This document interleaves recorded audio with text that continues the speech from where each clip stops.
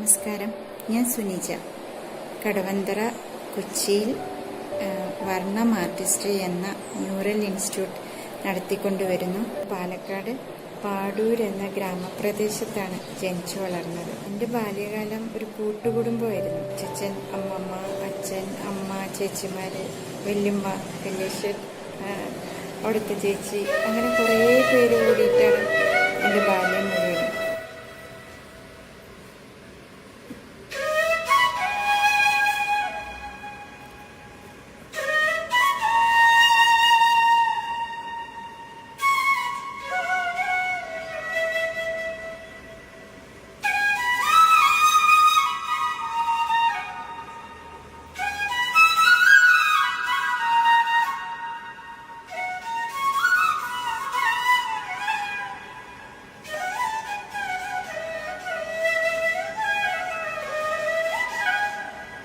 മ്യൂറലിലേക്ക് കൂടുതൽ പോകാനുള്ള കാരണം ആ പ്രകൃതിയായിട്ടുള്ള അറ്റാച്ച്മെൻറ്റ്, അല്ലെങ്കിൽ അതിനോടുള്ള കൂടുതൽ മാനസികമായ ഒരു താല്പര്യം, അതായിരിക്കാം എന്നെ മ്യൂറൽ ആർട്ടിലോട്ട് എത്തിച്ചത്.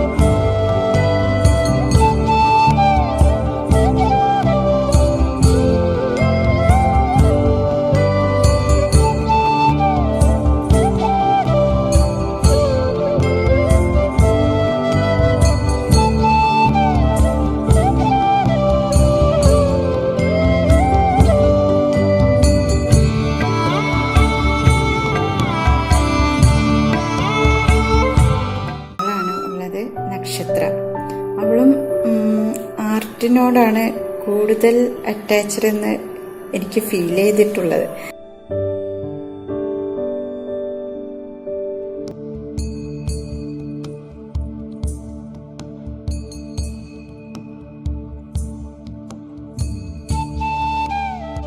ഞാൻ മ്യൂറൽ പെയിന്റിങ്സ് തുടങ്ങുന്നതിന് മുന്നേ ഫസ്റ്റ് വാട്ടർ കളറിലാണ് മ്യൂറൽ പെയിന്റിങ് ചെയ്ത് പഠിച്ചത്. രണ്ടാമത് അക്രിലിക്കിലേക്ക് എത്തി. അതിനുശേഷമാണ് നാച്ചുറൽ പെയിന്റിങ്ങിലോട്ട് പോയത്. അപ്പോൾ കൂടുതൽ കൈ വഴങ്ങാനും നാച്ചുറൽ പെയിന്റിങ്ങിലോട്ട് പോകുമ്പോൾ കൂടുതൽ ഫിനിഷിങ്ങിലോട്ട് പോകാനും എല്ലാം നമുക്ക് അത് സഹായിക്കുന്നു തോന്നുന്നു. ആദ്യം നമ്മൾ അക്രിലിക്കോ അല്ലെങ്കിൽ വാട്ടർ കളറിലോ പഠിച്ചിട്ട്, വാട്ടർ കളർ കുറച്ച് ടഫാണ്, അക്രിലിക്കിൽ പഠിച്ചിട്ട് പിന്നെ നമ്മൾ നാച്ചുറലിലേക്ക് പോണതാണ് എപ്പോഴും നല്ലത്. പക്ഷെ ഈ നാച്ചുറലിൽ എത്താൻ ഉള്ള ആ ഒരു ആഗ്രഹമാണ് മ്യൂറൽ പെയിന്റിങ്ങിലോട്ട് വന്നത്. മ്യൂറൽ പെയിന്റിങ്സ് വരയ്ക്കുക എന്നല്ല അതിനെ വിശേഷിപ്പിക്കുന്നത്. മ്യൂറൽ പെയിന്റിങ്സ് എഴുത്താണ്. മ്യൂറൽ പെയിന്റിങ്സ് എഴുതുക എന്നാണ് അതിനെ വിശേഷിപ്പിക്കുന്നത്. ഇന്നും ഒരു കഥ, അല്ലെങ്കിൽ നമുക്ക് ജനങ്ങളോട് എന്ത് പറയാൻ ആഗ്രഹിക്കുന്നുവോ ആ കാര്യങ്ങൾ നമുക്ക് ഒരു കഥ പോലെ മ്യൂറലിലൂടെ അത് എഴുതാൻ പറ്റും. അതുകൊണ്ടാണ് അതിനെ എഴുത്ത് എന്ന് പറയുന്നത്. നിറങ്ങളെ കുറിച്ച് പറയുകയാണെങ്കിൽ, പ്രകൃതിദത്തമായി കിട്ടുന്ന നിറങ്ങൾ ഉപയോഗിച്ച് മ്യൂറൽ ചിത്രങ്ങൾ ചെയ്യുക എന്ന ആ ഒരു രീതി, അത് ഒരു ചിത്രകാരൻ വിട്ടുപോവാതെ സൂക്ഷിക്കണം എന്നാണ് എനിക്ക് പറയാനുള്ളത്. കാരണം പുരാതന കാലം മുതലേ മ്യൂറൽ ചിത്രങ്ങൾക്ക് ഒരു അടിത്തറയുണ്ട്, ഒരു ബേസ്. അതുകൊണ്ട് തന്നെ ഞാൻ പഞ്ചവർണ്ണങ്ങൾ എന്ന് പറഞ്ഞ ഒരു പുസ്തകം എഴുതിയിട്ടുണ്ട്. പഞ്ചവർണ്ണങ്ങൾ എന്ന ബുക്ക് വളരെ ലഘുവായിട്ട് പെട്ടെന്ന് വായിച്ച് മനസ്സിലാക്കാവുന്ന രീതിയിൽ അതിനെ അവതരിപ്പിച്ചിട്ടുള്ളൂ. അതുകൊണ്ട് തന്നെ ഒരു തുടക്കക്കാർക്ക് അത് വളരെയധികം സഹായമാവുമെന്ന് ഞാൻ വിശ്വസിക്കുന്നു. മ്യൂറൽ ചിത്രങ്ങൾ വരയ്ക്കാൻ എത്തുന്ന ഒരു വിദ്യാർത്ഥി അല്ലെങ്കിൽ അതിന് പഠിക്കാൻ ആഗ്രഹിക്കുന്ന ഒരു വിദ്യാർത്ഥി അതിന്റെ ബേസ് മനസ്സിലാക്കിക്കൊണ്ട് വേണം ഒരു ചിത്രത്തിലോട്ട് കിടക്കാനെന്ന് അങ്ങനെയാണ് ഞാൻ ആഗ്രഹിക്കുന്നത്. കാരണം അല്ലെങ്കിൽ അതിന്റെ ആ ഒരു വാല്യൂ ചന്തുമേനോന്റെ നോവൽ ഏറ്റവും ലക്ഷണമൊത്ത നോവലായിട്ടാണ് ചന്തുമേനോന്റെ ആദ്യത്തെ നോവലായിട്ടാണ് നമ്മൾ അതിനെ പഠിച്ചിട്ടുള്ളതും ഇന്ന് വരെ കാണപ്പെട്ടിട്ടുള്ളതും. ആ നോവലിനെ ഞാൻ മ്യൂറലിലോട്ട് ചിത്രീകരിക്കാൻ എനിക്ക് പറ്റിയിട്ടുണ്ട്.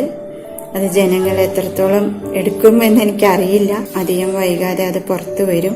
ഇന്ദുലേഖ എന്ന കഥാപാത്രത്തിന് ഒപ്പം തന്നെ മുന്നിലേക്ക് നിൽക്കുന്ന ഒരു കഥാപാത്രമുണ്ട്, കല്യാണിക്കുട്ടി. കല്യാണിക്കുട്ടി എന്ന കഥാപാത്രം ഇന്ദുലേഖയ്ക്ക് വേണ്ടി എരയാവുന്ന ഒരു എരയാവുന്ന കഥാപാത്രമാണ്. കല്യാണിക്കുട്ടിയാണ് ഇന്ദുലേഖയ്ക്ക് വേണ്ടി അവളുടെ എല്ലാ ആഗ്രഹങ്ങളും മാറ്റിവെച്ച് ആ ഒരു അവസ്ഥയിലേക്ക് പോകുന്നത്. അന്നത്തെ അവളുടെ സാമർഥ്യമില്ലായ്മയും വിദ്യാഭ്യാസ കുറവുമാണെന്നാണ് ചന്തുമേനോൻ നമുക്ക് ഇതിലൂടെ പറഞ്ഞ് അവതരിപ്പിച്ചു തന്നിട്ടുള്ളത്. അപ്പൊ ആ ഒരു അവസ്ഥ അല്ലെങ്കിൽ ആ ഒരു രീതി നമ്മൾ ഓരോ സ്ത്രീകളിലും വരരുത്. അത് വരാതിരിക്കാൻ നമ്മൾ ഓരോരുത്തരും നമ്മളുടേതായ രീതിയിൽ, മറ്റുള്ളവരെ വേദനിപ്പിക്കാത്ത നമ്മളുടേതായ രീതിയിൽ നമ്മൾ ശക്തി പരസ്പരം പകർന്നു കൊടുക്കുകയും അതിന് തുണയാവുകയും വേണം. എൻ്റെ ഈ ഇന്ദുലേഖ എന്ന അവതരണത്തിലൂടെ ചന്തുമേനോന്റെ ഇന്ദുലേഖയ്ക്ക് കൂടുതൽ ശക്തി പകരാനാവട്ടെ എന്നാണ് ഞാൻ വിശ്വസിക്കുന്നത്. എൻ്റെ 2 വർഷത്തെ കഠിനമായ പ്രയത്നമാണ് ഇന്ദുലേഖ എന്ന നോവൽ മ്യൂറൽ ചിത്രത്തിലോട്ട് മാറ്റാൻ പറ്റിയത്. അപ്പോൾ അതെല്ലാവരും ഹൃദയത്തോട് ചേർത്ത് വെച്ച് സ്വീകരിക്കുമെന്ന് ഞാൻ വിശ്വസിക്കുന്നു. നമസ്കാരം.